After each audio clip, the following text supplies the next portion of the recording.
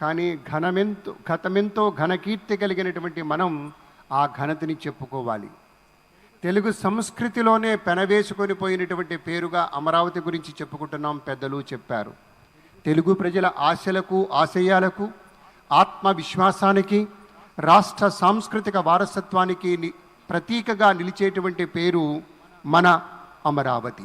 ఆ పేరు తలుచుకుంటేనే ప్రజా జీవనంలోనూ, సాంస్కృతిక రంగంలోనూ, భారతీయ చరిత్రలోనూ ఒక సర్వోత్కృష్టమైనటువంటి మహాయుగం అలా సినిమా రీల్లా కదిలి వెళుతోంది.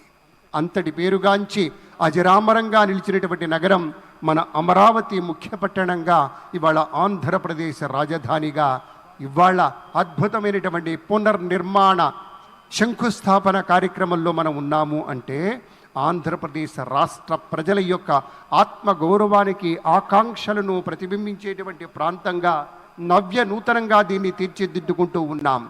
అంగరంగ వైభవంగా రూపుదిద్దుకుంటున్నటువంటి